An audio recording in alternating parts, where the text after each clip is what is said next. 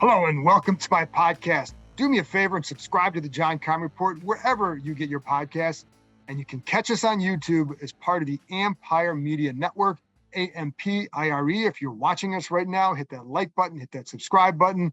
Going to keep doing this all year, folks. Today, I'm joined by my pal, Bram Weinstein, the voice of the Washington Commanders, as we wrap up the first week of practice. The Commanders are off on Sunday, so there's not going to be any practice. So I wanted to do a longer podcast so you could get a feel for more so for what happened from the week from someone else's perspective other than mine.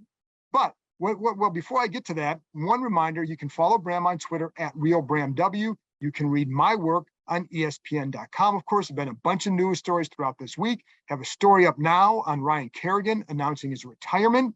And we also have for ESPN.com, we have daily nuggets from every NFL training camp. So you can find it there. Pay attention to not only what's going on here, but also around the NFL. And before I get to my conversation with Bram, I did want to give one or two little nuggets from Saturday just to kind of keep that little momentum going about practice, et cetera. But the one guy, or I want to talk about one position, that's tight end. And Bram and I get into some of this with the tight end group in general. But there were two plays today to rookie Cole Turner that I think really kind of highlight what he can add to this offense. And if he's going to be a contributor in this offense, it'll be because of these reasons. And there was one play in the red, they did a lot of red zone work on Saturday. So there was one play in the red zone where Wentz basically hits him in the back of the end zone and throws it up high. Bobby McCain in front of him. McCain is not a tall guy, but it takes a really good throw there. But you're throwing it up because you're throwing it to Cole Turner, who is even is a tall guy, 6'5", whatever he is, 6'6". But he plays big. And so Wentz puts it up high. So you have a tall quarterback throwing to a tall tight end, gets it up high. Nobody's got a shot at the ball except for Cole Turner, and he comes down with it. A couple plays later, I think the other thing that he showed is not just the height, the way he's big, but the extension that he can play with. So there was a zone. He finds a soft spot in the zone, and there was a defensive back right to the right of him, but nobody had a chance to really close on the play because of the way that Turner extended for the ball. And just a good catch, but it's because of that extension. He's big and he plays bigger because of that. It makes him tough to guard in those situations. I like the way he got to that spot and immediately sat down. He turns and the ball's there, and just a really nice job by him. But it shows a way that he can contribute right away, potentially. Then I also saw some of that same size, Curtis Hodges, the big tight end as well, and Taylor Heineke, similar to what I just described with Wentz and Turner in the back of the end zone. You saw that with Heineke and Curtis Hodges.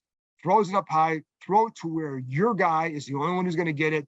But he did. He came down with it right in the back of the end zone. Just a nice throw because it was the right throw, and it was a really good catch to come down. Now, there was some dispute about whether he got his feet in bounds. The defense, of course, said no. It looked like he got it in bounds. There's no replay, so we're going to go with that instinct. But a nice job. But again, it shows what they can do.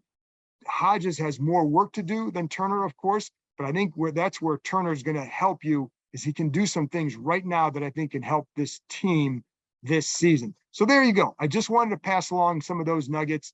And Bram and I, again, get into some of what happened, a little bit of what happened today, but really what's been happening throughout the course of the week. So no more wasted time. Let's get to my conversation with the voice of the Washington Commanders, Bram Weinstein. Bram, one of the perks, I think, of this job sometimes is being able to bring your son to a practice where maybe it's kind of a cool thing for them, where they actually say, hey, my dad's is not such a bad guy. Your son was out here today. Seemed like a pretty cool kid. Did he have fun? He had a blast. He's fan for life now, because I'm just going to say this, and no one's going to believe me, but I'm going to tell you, it was completely, literally unsolicited. He has a Terry McLaurin jersey, and he wore it to camp today. And I guess McLaurin saw him, because he wasn't standing out where we stand. He was behind the ropes with the rest of the fans. He saw him. And as we were walking away from the practice area where McLaurin was catching passes, somebody from the staff ran over to him and said, Terry wants me to give you this, and gave him a game ball. So, I mean, I can't even begin to describe to you, how I felt about seeing that. I didn't ask for that, and it was pretty unbelievable. Like, After the practice, Sam Cosmi came over and talked to him. He met Ron Rivera. He got autographs from Jahan Dotson, McLaurin, a bunch of other players, Jamin Davis. I mean, he's over the moon. And you know what? Like, it's funny. I remember going to Carlisle with my parents doing a pilgrimage, and there's pictures of me like shaking hands with Joe Gibbs and getting Joe Jacoby's autograph. And it stuck with me. And so I believe football's kind of family to me. You know, we've laughed about it here. Like, you're kind of married to it, and it's really not a joke. You are. That was really, it was a special day for me and him, really. Yeah, and that's all cool stuff. Like, I remember when my kids were younger, you'd have a chance if there was a day in Richmond or something like that where you could bring them out there, and they would get an opportunity to at least see players up close or maybe meet them. And, you know, my son still talks about a time where he met Chris Cooley and some other guys like that, because it's just a cool thing to do for them. So I'm glad he was able to be out here. Glad I could meet him. Like I said, shout out to, he seems like a pretty fun kid. So anyway, but today was a lot. There were a couple things. I want to wrap up this first week in a minute, because it's it was 4 practices that we saw, and you start to get a feel for some things. But today also was about Ryan Kerrigan and he had his retirement press conference Saturday morning. What are your thoughts about him and clearly, I mean, his last year was playing under the Washington football team, but he was a Redskin. And so what are your thoughts on him and his retirement and what he meant here? Yeah, for Archer getting to see the cool part of Dad's job, him watching me interview him for my show was, you know, cool. And, you know, I think it dawns on them at some point too, because I try not to make a big deal of what I do with my kids, you know, but it is a very special job. And, you know, when you're just walking around and Ryan Kerrigan knows who you are and is like high-fiving you and then does an interview with you, it's cool, you know, for my kid to see that. I thought Ryan is one of the, you know, singularly 3 or 4 best players that's come through here over the last decade, maybe the best. He belongs in the Ring of Honor, in my opinion. He owns the sack record for the team. I think he had an extremely steady career. I wouldn't call it spectacular, but certainly for this team, it was really, really good and reliable. He was a great ambassador for this team. He never seemed to get frustrated with all the ups and downs, and there were a lot of them here. And, you know, I think he's one of those guys, like, when you make a first-round pick, this is what you can hope you get out of it. They got a decade out of a guy who had almost 100 sacks, barely missed any games, and always said the right thing and was always a good teammate. And today, when I had a chance to talk to him, you know, I did talk about the future, and I asked him about Chase Young and Montez Sweat. And I'll let you, tune into my show. You'll get to hear what he said about those 2 players and, you know, where he kind of feels about, you know, where things are going with those 2 specific people. So really, you know, I think he's just had a wonderful career, and I'm glad that he chose to do this today, and I'm glad the team had him back. Yeah, and to me, he was everything about him was consistent. Approach, productivity, professionalism, dealing with him in the locker room. He was always the same guy. There aren't a lot of guys who I think are always like that. I mean, Santana Moss was a guy like that too. Yep. Which is why he's always been one of my favorites to have dealt with. And I think there's, you know, I think certain other guys, John Allen is consistent. I think Kerrigan is, it was like that, right? And, you know, he was always approachable, gave you time, etc. So I always appreciate that about him. So it was nice to see him have that day. But you see the numbers that he put up, just very consistent throughout. And it's no surprise, because I did a story a couple of years ago, Bram, where I kind of went over, like, how do you get to be this NFL Iron Man? And part of what it was is like the daily regimen. And, you know, he even said today that when he wake up and eat breakfast, even in the offseason, you're thinking about how does this affect football? But he would do things like he was drinking 300 ounces of water during the season just to stay hydrated and just to make sure he help his body recover. I think I'm drinking 300 ounces of water the last few days. It's been a burner. I mean, I know we've had morning practices, but it's been a burner out there. But yeah, no, Kerrigan was just, I mean, I just think he was a great role model, you know, for the franchise. I'm glad he's back. I'm glad he's making his home here. Hopefully he's done a lot of work in the community. He had a golf tournament that raised a lot of money for leukemia research for a long time that I think got stunted because of COVID. You know, everything shut down. And hopefully he'll get back to that type of work as well. And he also told me he wants to get into coaching. So, you know, we'll see what happens, whether that's locally or within the professional collegiate ranks.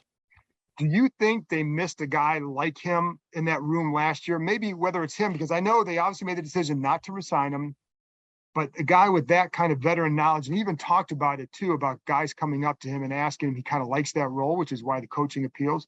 Do you think they missed a guy like that in the locker room with that defensive line, especially the pass rushers? I think last year, in hindsight now, after the way that the season started and what was being said about that group specifically, that it might have been helpful to have a veteran voice in the room that the younger guys like Sweat and Young really leaned on early in their careers, and he was willing to give him time and give him his knowledge and his wisdom of his time here and what he's learned. And like every team does this, and this team did it. Like I think John Bostic was on this team last year partially because they wanted him to be a mentor, not Right. necessarily to be a player, but to be a mentor. They brought Thomas Davis in, the first year, an longtime Carolina guy. There wasn't a lot left in the tank, but we know why. He was here to kind of set a tone, for everybody about this is how things are done under Ron Rivera, and try to get everybody, not in line, but like help that process along from inside the locker room. And so I don't know that it was a mistake because, look, you do have to have players that you think are going to be effective on the field on your Right. roster. You only have 53, and Philadelphia did not have a good pass rush, and he barely played. So that ought to tell you, where he was in his career at that point. That said, I do think just based on how the season started, where we're talking about maturity and guys aren't doing things exactly the way the coaches want them to do, and the line's not working in coordination with one another, it might have been helpful to just have him in the room. And maybe some of that stuff would have kind of flipped the switch maybe a little sooner in the season.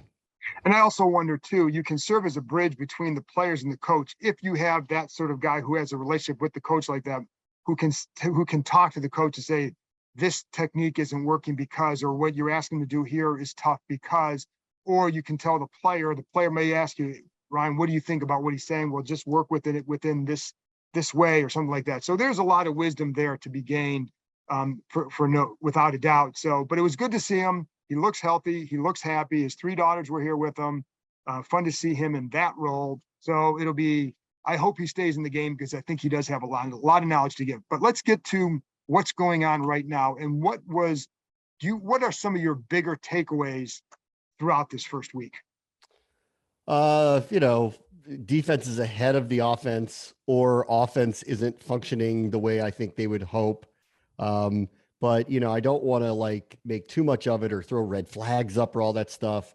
I think partially because I think we need to be careful with Wentz, frankly. I think it's one thing to any quarterback, because this happened last year too, where the reason why Taylor Heineke had a small chance at winning the job going into the summer was things were not functioning that well actually in the spring with Right. Ryan Fitzpatrick, which led to Ron Rivera saying Heineke has a shot at the job. That's not what happened this spring. Actually, everything looked pretty good during OTAs.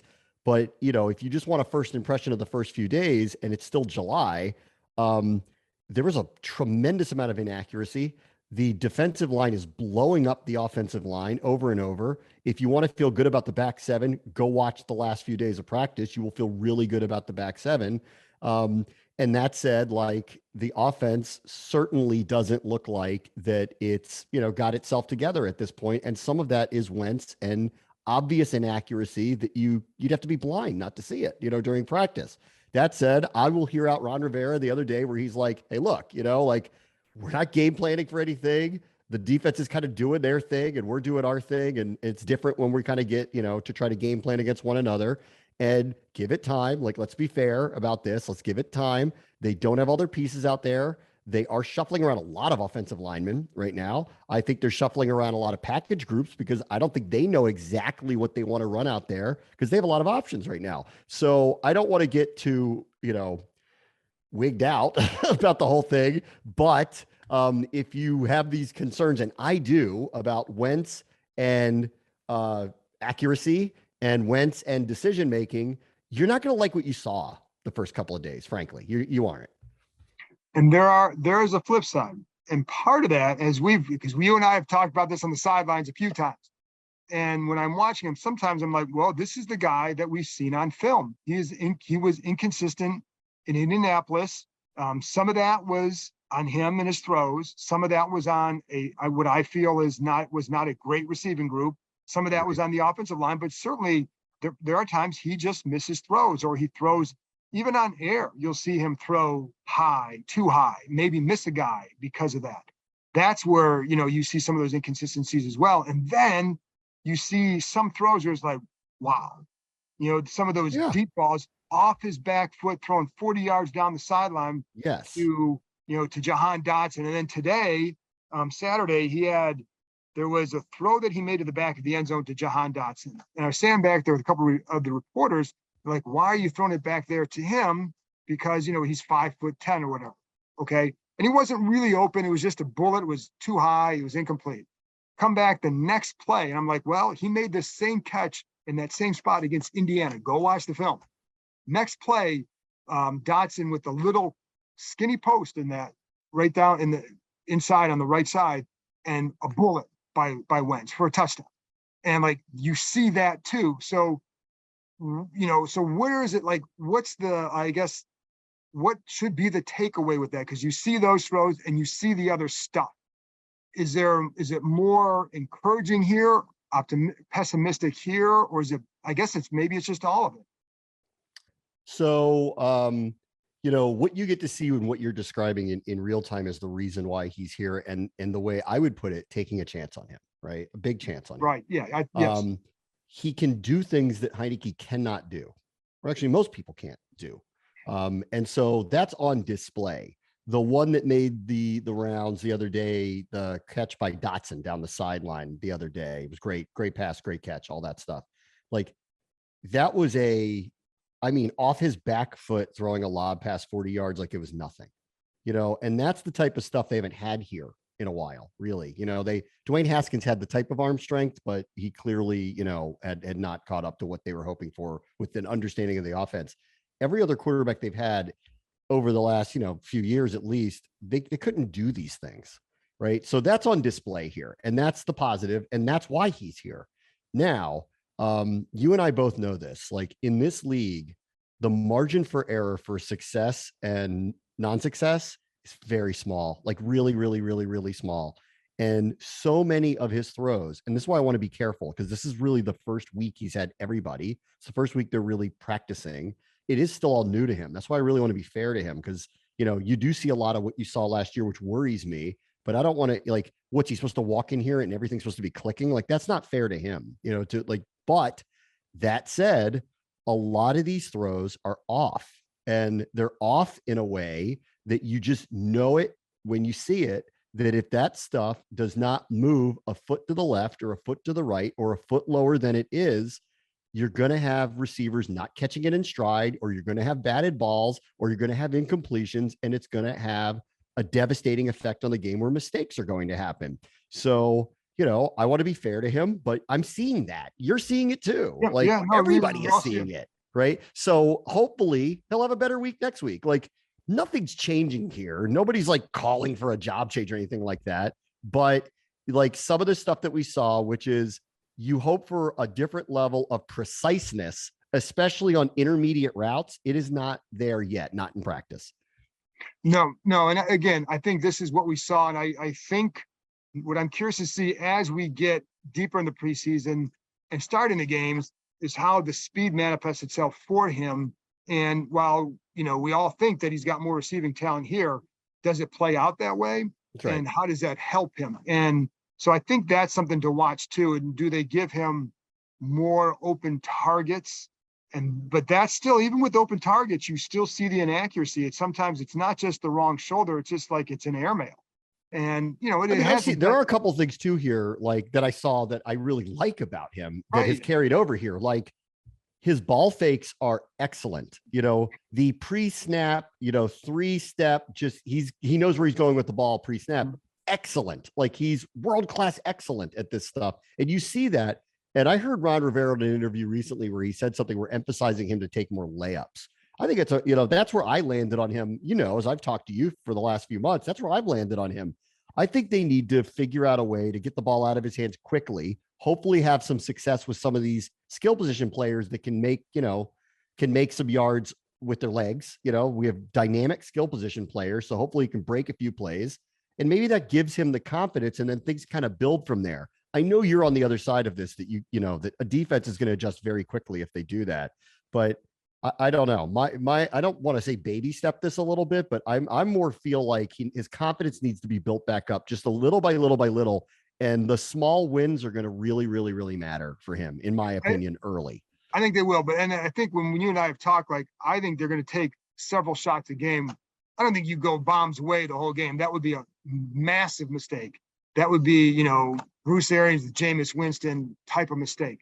But I do think you're going to see some of that because to get some of the underneath stuff, you're going to want to threaten deep. And but I don't think we're too far off in what we're saying here because I just think you're going to see some of that vertical game because I know that they want to attack down the field. But the quick game, and you see it sometimes here too. And what I like about it with him is size to see over the line and make a quick decision and a good, accurate, quick throw underneath. And you've seen that more there. I've seen it a couple times with McLaurin. I saw it again today. I think it was McKissick on a slant for running back, and he puts it down nice and low inside and allows him to run after the catch. But it's a quick decision under duress. But that size, I think, helps him in that area too. Yeah, I agree. I mean, we'll never get like the full answer out of him. But what's so odd is that like he used to be an extremely accurate passer when he was in Philadelphia. We saw this, we saw it. And, I don't know what it is the last couple of years, but this is where I feel like this is not an athleticism thing. This is a psychological confidence thing. And that's why I think it is so important. They've been messaging from the get-go, you're wanted here, you're wanted here, you're wanted here. Like, don't feel like you have to prove we want you here. We'll deal with it after this year if it's bad, but like you're wanted here over and over and over. And I think in camp, even if he struggles, you will not hear a whiff of it's not your job because they need to keep his confidence up. And then from there, I do like the idea of, can we get a small win here? Make him feel good here, make him feel good there. And if all of a sudden, he starts to trust himself again, then I think, they potentially will have revamped his career and solved a problem that they've had for years because he's got the ability to do these things, all of them. It's just the question, I think, of building his confidence up to be that guy again. And also living within the mistakes because I don't think you're going to necessarily correct his accuracy. And by accuracy, it's not so much completion percentage. It's where are you putting the ball and those kind of things. But you're going to live with that. But that's why I think it's good that they have guys who can extend beyond, make themselves play bigger. I'm trying to avoid saying wide catch radius, but make themselves bigger, which gives him a better target. How much does that help? So I think that's how you mitigate some of those issues for him is by getting the Cole Turner types who could be a threat in the red zone, et cetera. Who are some other guys? I mean, you've been out here all week. What else has jumped out to you? On offense or just the team in general? On anything. If we can stay with offense if you want. Obviously their tight end room is fascinating right now with Logan Thomas not necessarily coming back anytime soon. And I know what they're saying about Cole Turner. I mean, I think they've got a hit at him. And he is, he's a big target for sure. There were a couple of moments though, like he does look like a rookie. Like he doesn't get his head around sometimes on things and they're working with him on stuff like that. Everyone tells me he's not Bates as a blocker. So when he's out there, he ain't blocking anybody. Like they're bringing him out there as a target. So there's work to do. And I think everyone needs to slow their roll on what kind of role he may have. But if Logan Thomas isn't going to be ready for week 1, he's going to be out in the slot a lot, so, we'll see how that goes. Dotson looks as good now as he did in the spring. He's just really, really smooth. He makes one catch a day that you're like, oh man, they got 2 number 1 receivers here, so you feel good about that. The other thing that concerns me about the offense is is a concern I've had all along, which is the offensive line. Yeah. They're already shuffling players in there. I'm glad to see that Roulier's back. He's not really practicing yet, but he is back off of the list. They've already had guys shuffle around. They're moving a lot of pieces around in there. Like if you're really paying attention, you'll see a lot of different offensive line combinations, like a lot. More than I expected. And granted, I know it's early and they're probably testing a lot of guys out and they need to have contingency plans. And it's a very competitive spot because while I don't know that they have the frontline strength that they had the last couple of years, they certainly do have the depth and it's competitive again. So, but if you watch what's happening, there's a lot of moving parts going on right now. And the defensive line is feasting on them, especially in 9-on-9 and 11-on-11 moments. They are destroying them. So that's a concern for me on that side of the ball for sure. The 9-on-9 stuff too, and you're right. The defense looks pretty good there. They also know it's a passing drill, so you don't have the threat of the run to stop anybody. But one of the things I like that they do with their offensive line is they do rotate guys. So Chase Roulier was talking about that today. He's like, I've played with multiple guards next to me, but that gets you ready. That first of all, it gets you to know that guy a little bit better on the field. So that way, if you're forced to play with them in a game, you already have an idea of what this guy can do. So that's, I guess, the positive spin about that. The other side, though, is you're still searching for some guys because you want that consistency. That's the other side of it. Defensively, what's jumped out to you? They've stolen the show here first couple of days for sure. Montez Sweat has looked amazing. Deron Payne looks really good. Deron Payne is locked in. Yeah, I think I said this to looks you the other day. There was one play where I saw him where he crossed over Sam Cosmi to the point where he fell to his knees. It was like an Allen Iverson move. He is really, really locked in. And on him, it's funny, like, this whole week, I've gotten a few people in my ear saying, they do want to retain him. It's just a cap situation and they're trying to figure it out. And, things changed after Wentz and McLaurin's number ended up going up, but they really, it's not that they don't want him. They want to retain him. They're trying to figure out a way to do it. So we'll see what happens with him. He's looked locked in here. Obviously, like the linebackers are going to be of interest. We'll see. I don't know if they're going to bring someone else in. So, that'll be of interest. And then the safeties, they're rotating a bunch of people around, like, where does Cam Curl end up on the field? Probably depends on what package they're in. Is Derek Forrest going to be someone who's playing a lot? Looks like it right now. Is Percy Butler going to have flash in the pan moments, or is he going to be someone they're going to rely on because of his speed? I don't know. So those two spots, and I think we knew that going in. We're watching this, in real time now, but the back seven has looked fantastic. And the other one who's really stood out is Kendall Fuller has had an amazing first week. He seems to be in on literally every play. Everyone saw that crazy play that De'Ami Brown made. That should have been a pick. He could have had 5 picks so far in the first week of camp. Like, he's been all over it. And I do think William Jackson III is a little more comfortable. So that's a really good sign. I think that's an underrated, important part of this. He needs to be a number one corner for them. He was not a year ago. He is far more comfortable now. And so, that's a good sign. So defensively, while there's big questions here, I feel pretty good, through the first week about what I've seen, even without Chase Young out there. To me, Bram, they look like they're playing fast. Now, when you're playing fast, it's because you're comfortable in a defense. And I also think, and I've talked about this in the podcast, so people don't need to hear me rehash it, but they have done a better job communicating. You hear Chris Harris all the time harping on that, the defensive backs coach who's always 30 yards behind the ball, but harping on that with them. And you see them being better with that. And I think William Jackson talked about it today, about feeling more comfortable in zone coverage. And it's not as simple as, oh, well, you're playing off, you're doing this. It's about retraining your eyes instead of locking on a guy and knowing that I'm going wherever this guy goes. Now you have to be aware of route concepts. In this formation, this is typically what they do, and you've got this responsibility. Guy leaves your ear, you got to know another guy's coming in. All those things you have to get used to. But I think he says he's starting to get used to. So we'll see, because it's always, listen, when you get used to playing against an offense, which they have, both sides of the ball get used to each other here. It's really the key is, okay, now how do you respond when you see something that you haven't seen yet? And then how do you respond? That's when you're playing fast, but good start as far as their play speed goes. But I agree with you on Payne. Payne's looked really good.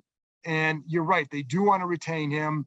I think if he wants John Allen type money, that's going to be difficult for him. But if he goes out and puts up some numbers this year, then he may get that, because John Allen got it a year ago, and that the cap goes up and then the money goes up, but he's looked really good. So look, they can tag him. I don't think they will, but they can. So, and I just, this week it was interesting because, the everyone just believes like, well, they can't pay everybody. And that is true. They can't, but this idea that he's going to be the odd man out, we always thought he might be. And right now it looks like he still may be, but it was an emphasis to me. Like, they want to retain him. Yeah, they're hoping to figure out a way. They don't know if it's going to happen, but they do. Yeah. And they know that Fedarian Mathis is not necessarily a replacement, but they know if they can't keep him, they do have his replacement. So, there is that. Have you been able to focus much on Jamin Davis? Not a lot. I watched him on a few plays, and it's hard for me to kind of render a judgment of where that is. For me, this is the wheels in motion part of it. If Cole Holcomb fits where they want him to fit as the middle linebacker, Jamin Davis is going to play a lot. If Cole Holcomb does not fit the way they want him to fit at middle linebacker, they're going to get another one, Correct. Put him out there, and Cole Holcomb is probably going to be on the field more often than Davis will. And then when is he playing? And I don't think that's a good outcome. I mean, I think Davis is, in my opinion, behind Chase Young, probably the second best athlete on the defensive side of the ball, which means he needs to be on the field. And they need to find a way to put him on the field. So all goes well to their plan. He'll be playing a lot, and hopefully, he'll have an impact. If the plan doesn't go well at middle linebacker, I don't know how much he's going to play. And that to me is going to be one of the indictments of the coaches if they can't figure out a way to get that guy on the field. I think the coaches and the scouting as well, because it's a combo package. But yeah, he does have the talent to do it. And I've watched him a few times, and I see some reactions people where that looks pretty good, but you really can't say. I think it's really hard to gauge a linebacker also because I don't know if he's hitting his right gap when you're watching it live. I don't have the practice tape to go back and watch, and you're not really getting into that as much. So any rookies besides Dotson, what rookies have just jumped out to you? Okay. So who's the 7th round pick corner? Christian Holmes, like him. Mm-hmm. Yeah. I think he stood out a couple of times. I mean, the back 7 just in general has stood out. There's another guy. I'm not sure if he's a rookie or not. It's the last name of Stribling, who has also, again, back 7 stuff. And I'm kind of paying attention to this because there's depth problems back there, which means there are some young guys that probably are going to make the team. Danny Johnson, he's not a rookie, has had a very good, I think start to this camp as well. The whole back 7s look good. I think obviously that's going to flip a little bit, but yeah. Do you know who looks good, Bram? Is Corn Elder. Corn Elder has had moments. Yeah, he's had moments. Corn Elder's had moments. Danny Johnson's had moments. And then these 2 younger guys, specifically Holmes, have really stood out. That's a good sign because that's a big question mark to me is what is the depth of that position there? And we'll have to kind of see, if those guys actually pan out. But I think you're going to see a couple of young names obviously make the team this year. And that's where some of the competition is going to be. I haven't seen much from Mathis, to be honest with you, so I can't really say much about him. And Brian Robinson stands out probably more in an interesting way. Like, I don't know, I had this picture of this kind of big, almost Derrick Henry-ish build, and that is not what he is. He is much kind of longer and leaner than, I kind of expected and heard. And he's still a big guy. He's got very good hands out of the backfield, but I'm looking for a banger up the middle. And I'm hoping that, looks are deceiving that he is that for them, because I do think that they need that in situational football for sure. And he runs lower than his size, so he's able to get his pads down, but more so than what Gibson is. And I think that's compared to Gibson, he's going to be more of a between the tackles runner. I like how he sets up his blocks as well. And I really like Holmes. I mean, I think he's been consistent. I watched your guy Stribling yesterday. There were a couple of times where I thought over the middle, he didn't have the ability to stay with the receiver.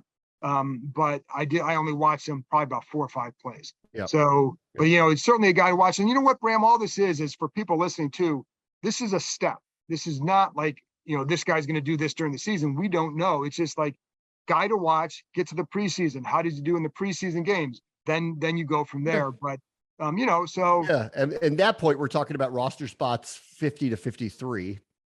And guys that are probably inactive, mainly on game days. So, but I'll nerd out anytime you want me to. It's fine. Right. And listen, I mean, that's why when we can talk about Curtis Hodges as a tight end. Is he going to make the roster? I don't know, but he's a guy that and when I had Donnie Warren on here, he was raving about some of those guys, Hodges, and Rogers at the tight end position beyond the top 3. And like, what do they do? Do they do it this year? Or are they just worth developing and see in maybe 2 or 3 years you have something?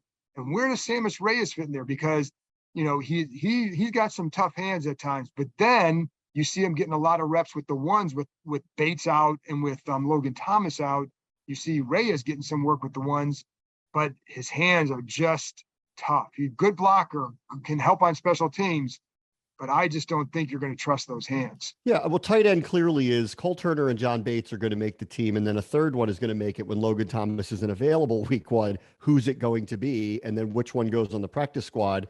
And, projecting it out now is impossible. But right now, if I had to guess, it probably would be Reyes because he'll play special teams for them too.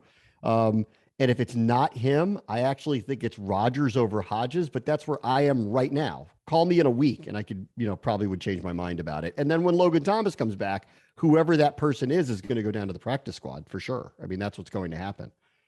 All right, Bram, well, week 1 in the books. They're back at it Monday. We'll be back out here with daily practice reports, and I'll talk to you soon. All right, see you then. Thanks, Bram.